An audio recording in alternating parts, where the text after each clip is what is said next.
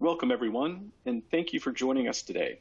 I'm Joe Seckman, AVP of R&D at Bishop Fox, and your host for this webcast, Debugging Ruby Exploits.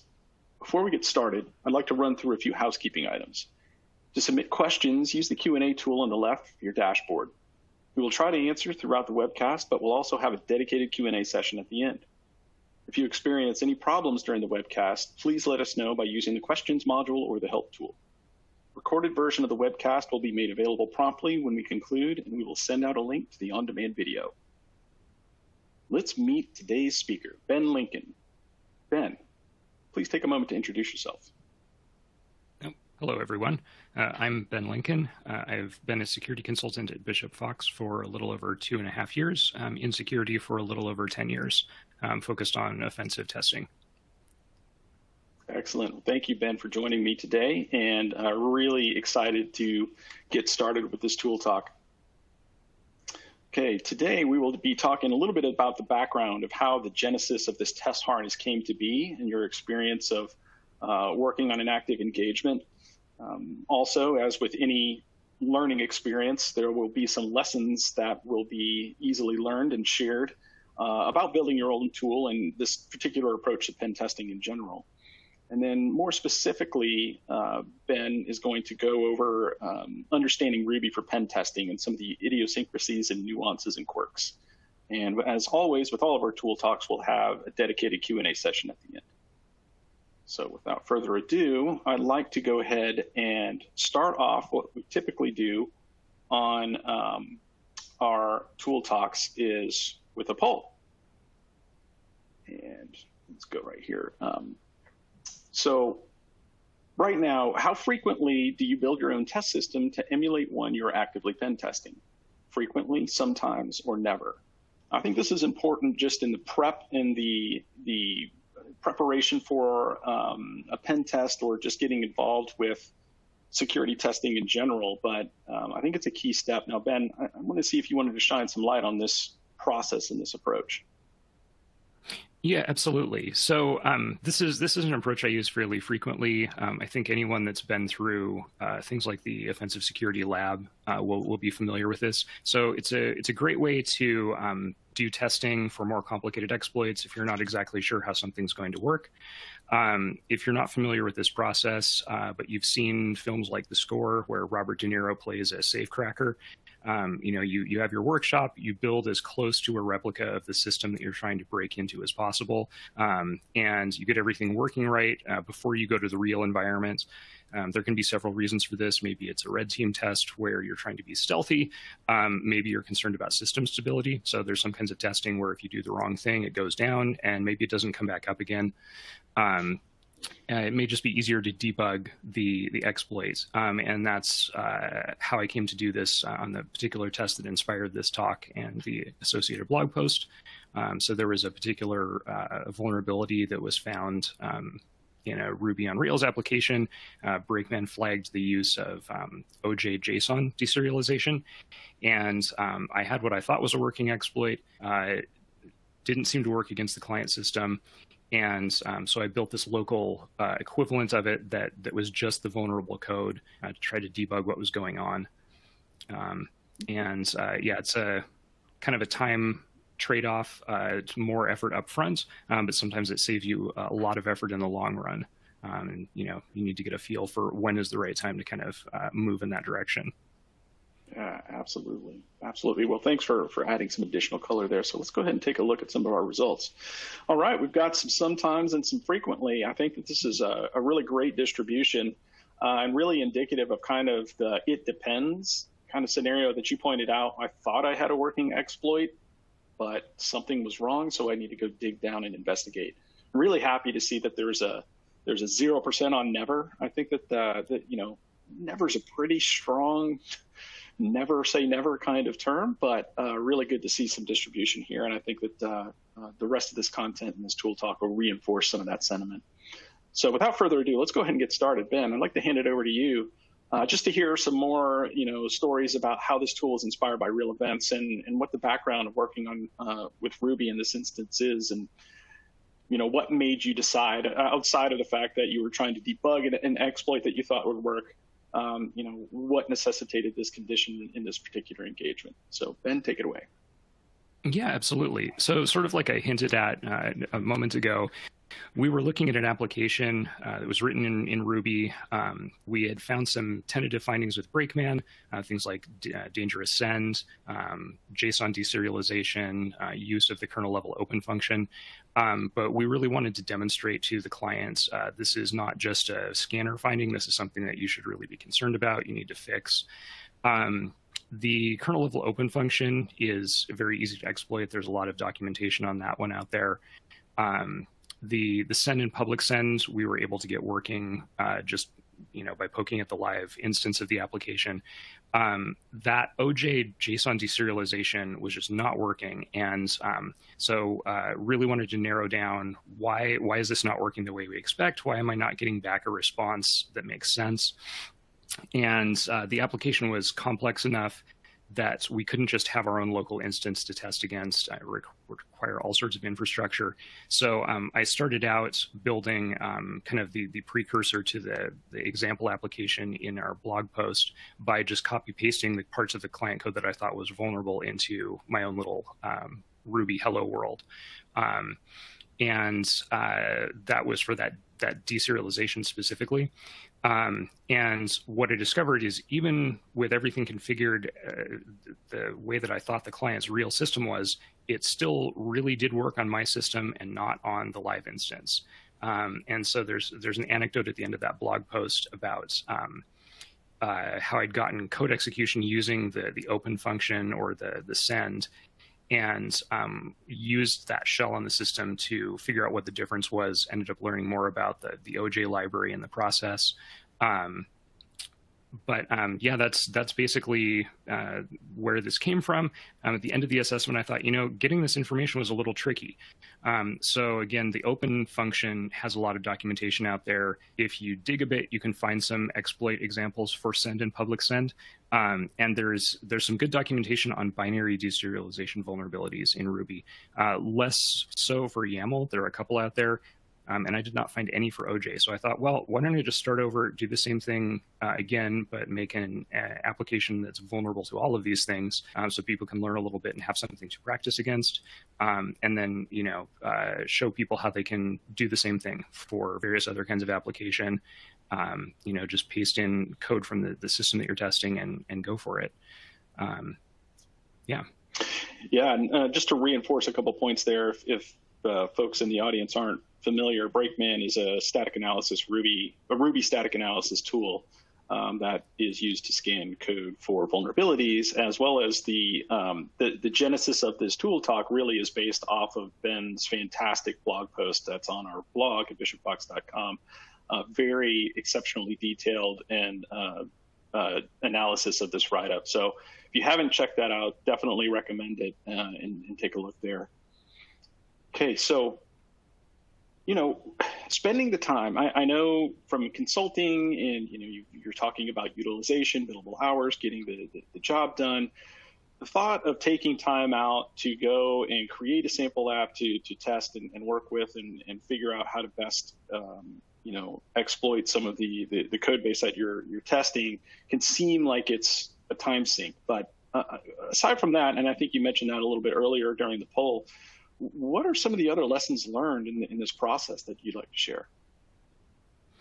I think the main thing for me is it just reinforced in my mind that Ruby superficially looks like a lot of other languages, but it's got its own quirks. Like some other popular modern languages, JavaScript running in Node and so forth, there are a lot of subtle differences depending on versions of libraries that are installed on the system. And it's really, really helpful to be able to test this sort of thing offline and debug it, even with a relatively simple exploit. So I mentioned the Offensive Security Lab. Some of the reasons you might want to test something in an environment like that and build your own copy are that there's very complex steps, very specific coding changes that need to be made and so forth.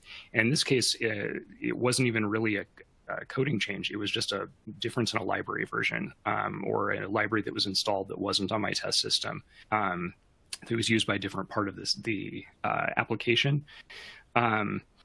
So again, it's a time trade-off, but for a complex situation like this, it can definitely be worth it. Being able to test things in advance and debug them can look better from a client perspective. You're less likely to destabilize things, less likely to set up a bunch of alerts. Yeah, a lot of times it's tempting to just, go with the automated approach, run Burp Suite or what have you to test for things like SQL injection. But there are some really interesting language-specific quirks. This one, I was focused on Ruby specifically, but lots of languages have their own quirks, and learning a little bit more about them can make you a much more effective pen tester. Yeah, and digging a little bit more, deeper into some of these quirks, in the blog post, I think near the intro, you mentioned kind of the flexibility of Ruby out of convenience, and there's so much power and flexibility that's there that also could be used. I don't know, I feel like there's a Spider-Man quote in there, but there's so much flexibility that's incorporated with Ruby as a programming language that it could also lead to security issues. Now, see if you wanted to take a few moments and talk about some of those observations. Yeah, so the one that really stood out to me early on was what Brakeman calls a dangerous send operation. So Ruby has these two functions, send and public send, that all objects have. And the functionality that they expose is basically like what you'd get with reflection in Java, .NET, other languages that support it, where you can call methods of those objects by name and pass them arbitrary parameters from dynamic code. So pass the name of the function as a string and pass a series of arguments, and they get passed to that. But Ruby just exposes that as kind of a first class. It's right there. You don't need to use reflection, don't need to import any special libraries. And that, as you mentioned, Joe, that adds a lot of flexibility. So maybe you have a front-end system that's talking to a back-end system, different developers, different support teams, and so forth, and you kind of want to decouple those things. And so it's very tempting to just say, all right, we're going to use this send feature. That way we don't have to code a specific list of methods into our front end or the back end. We can update them as needed. And if there isn't any kind of allow list for which functions can be called, or in the case of the application I was looking at where they're using the splat operator to just pass any method name, you can take advantage of another built-in feature of Ruby where all objects have this eval and or instance eval function that lets you execute arbitrary Ruby code. And so by not using this functionality extremely carefully, you give people an arbitrary code execution vulnerability. Yeah, so input sanitization, or what types of cautions would you advise to aspiring Ruby developers when using this type of technique? I would say for send and public send, avoid the use of the splat operator, which we discussed in the blog post. There are probably some isolated ways to use that safely, but it seems like at least an orange flag, if not a red flag, in my mind. For there's probably some danger here. For using send and public send, definitely use an allow list model where you're restricting which function names can be called. So before the send is called, just check to see if the function name that's being passed is on that allowed list, and otherwise reject it. Those are some good first steps out of the gate. For one of the other vulnerabilities that we talked about, the deserialization, for something like JSON or YAML, you really want to look at, is there a way to avoid just using this arbitrary object level deserialization, especially from user supplied input, with the OJ module specifically, unless you really need to be able to deserialize arbitrary objects, use one of the modes where it can't do that and can only handle simple types. Yeah, okay, awesome. That sounds like great advice. Now, one other thing, so I don't typically recommend specific scanners or relying too much on scan output. Brakeman, which we've been talking about, is a freely available open source tool, and it's one of the few code scanning tools I have basically universal positive experience with. It caught pretty much all of the instances of these issues in the code we were looking at, and So I highly recommend that for Ruby developers that aren't already using it. Can find some very surprising things that you wouldn't see otherwise. Fantastic. Excellent. Okay, so let's go ahead and go into some of the Ruby for pen testing type points. We mentioned a couple times already that Ruby is a quirky language. See if you wanted to go ahead and expand there. Yeah, so the way I think of it is kind of like, when the world was a little less connected, during the 80s and so forth, in the middle of the Cold War, you'd have different countries trying to achieve the same goal, but the way they ended up doing it was very different. So, the US and the Soviet Union both built spacecraft. They worked very differently internally, often looked very different externally. And the more I work with Ruby, the more I feel like this kind of feels like a similar situation where someone had heard about certain types of programming language and then wrote their own, and it looks very similar in a lot of ways, is similar in a lot of ways, but it has some very big surprises lurking right under the covers, like the send and public send. And my experience has been that it kind of informs the developers who use that language, and so they tend to take advantage of those features in a way that a pen tester who has looked at other languages but not specifically Ruby might not see the potential danger there. And it really is its own language. And as a pen tester especially, you really want to kind of dig into that and see, all right, what's this feature really do?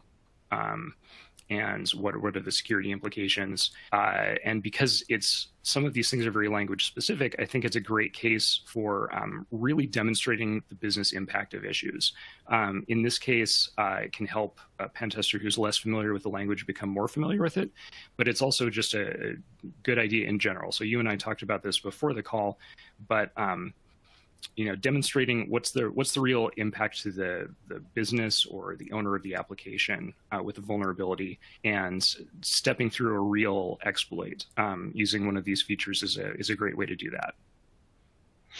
Yeah, and that's another interesting point too, in relation to our conversation as well. Like building this test harness, engagement, especially from a consulting perspective, engagement after engagement, language after language, you end up compiling a library of different techniques, different concepts that are there, and then really just starting to build and build out a library of knowledge that helps you not only with the current engagement that you're working with, but future engagements moving forward. So going back to the poll question originally, it's time well spent, I think, is one of the main points that you wanted to put across and get through here too. And as we transition over into our Q&A session here as well, and to further one of the last points that you mentioned just a moment ago, got one quote from somebody that looks like they've actually taken a look at the blog post here. In the intro of your blog post, you mentioned that Brakeman typically detects these vulnerabilities, but you prefer to give clients a more visceral example of the problem. To your point about actually conveying, it's one thing to have a result from a scanner and show that it's vulnerable, it's got a criticality associated with it, it's got the affected area in the code base, and it's got a presumed remediation, but really adding that additional color for conveying risk and what it means to the business is super important. So one of the questions that we've got here is, what advice can you give to up-and-coming pen testers about why this extra effort is so important about demonstrating the risk and impact of a vulnerability? So I think there's a couple of facets to that. So the most important one in my mind is really getting the recipient of the report to understand why an issue is worth their attention. So as pen testers, we tend to use kind of proof of concepts that let us know there really is a problem. So like with the cross-site scripting vulnerability popping up in an alert dialog with the cookie content. But if someone isn't familiar with that kind of vulnerability, they may not understand what the big deal is. Okay, you can make an alert box pop up, who cares?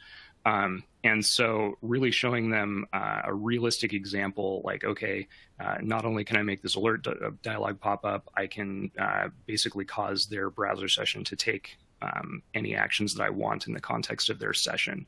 I can transfer funds around. I can, add a new user, that kind of thing. Really showing them what's going to go wrong when someone really gets a hold of this vulnerability and decides to exploit it.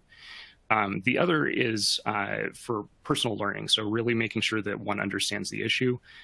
So no scanner is perfect, and it's tempting to make assumptions based on what's in the output, but frequently they're false positives. And if you can actually come up with a working exploit, it is really kind of the final proof that there's an issue there, and it's something that should go in the report. Yeah, absolutely. And that XSS example that you mentioned there is literally one of the first learning experience I had about delivering a good risk impact related report for a specific vulnerability. I relived that issue almost identically to the way that you explained it. So we've got another question here, and this one actually is from me. In some of our earlier discussions, going back to some of the flexibility of Ruby, and you mentioned reflection, a similar concept in other programming languages, but with Ruby, it seems to be more front and center. Why is that the case? I'm just curious as to why it would be more front and center versus, as compared to any other programming language.